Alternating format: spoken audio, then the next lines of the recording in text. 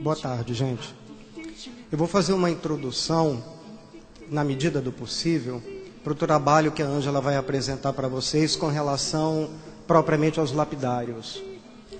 Para se falar dos lapidários, seria interessante fazer essa abordagem preliminar da relação da astrologia com a magia, para que vocês entendessem em que medida tudo aquilo que se encontra escrito no lapidário tinha função, tinha sentido para o homem medieval e depois para o homem renascentista.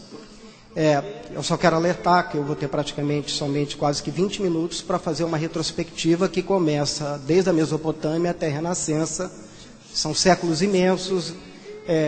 Boa parte das vezes as observações que eu vou fazer vão parecer muito redutoras ou muito gerais, mas se a gente pelo menos conseguir acompanhar a linha do raciocínio que eu vou descrever, eu acho que ela é interessante na medida que boa parte do que os grandes pesquisadores dizem a respeito da relação de astrologia e magia, ela de alguma maneira joga luzes, ilumina a prática da astrologia moderna.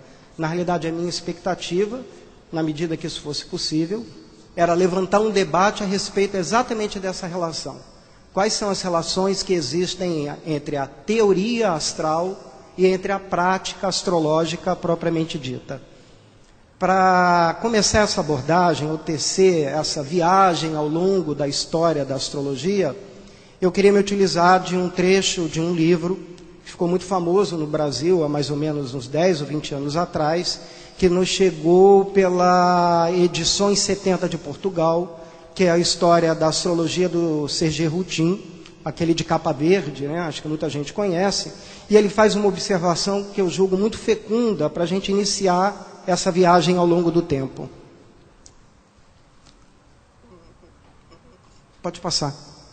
Ele diz exatamente o seguinte: quais são as relações entre astrologia e magia? A diferença pareceria de início radical, antinômica até.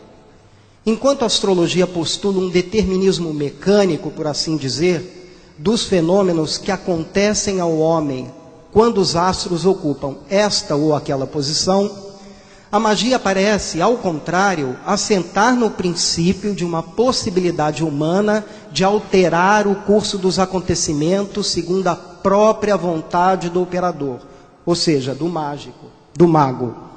Em princípio, a magia permitiria contrariar o rigoroso determinismo astral.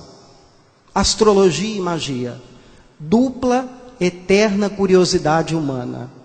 Pretender conhecer o futuro, mas, paralelamente, esperar poder fazer oposição aos acontecimentos desagradáveis, que estariam inscritos no destino astrológico, e esperar poder suscitar as ocasiões e as oportunidades favoráveis.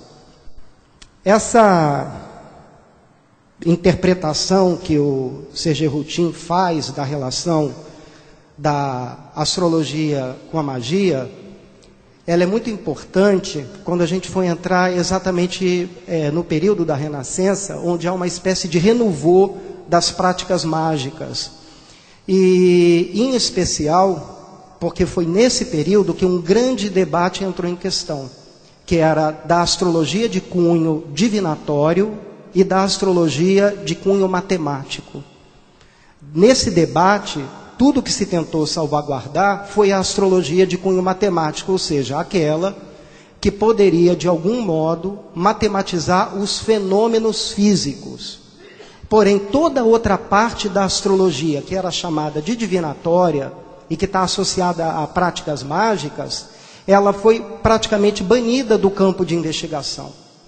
O que é curioso, que para alguns estudiosos da história da ciência, foi exatamente esse evento, esse episódio, que é de natureza astrológica, que permitiu que se desenvolvesse séculos mais tarde aquilo que a gente veio chamar de ciência moderna. Só para que vocês tenham uma ideia do que eu estou falando, é como se a ciência moderna tivesse uma raiz na magia, que a química teria se desenvolvido da alquimia. Isso é uma abordagem muito interessante para nós, astrólogos, mas não há um consenso com relação a isso que eu estou falando. Há outros filósofos da história da ciência que pensam exatamente o contrário sobre isso. Então, é um campo polêmico, porém, me parece, digamos, um campo fecundo.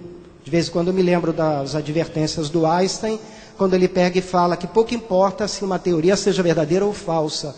O que importa é que ela seja fecunda.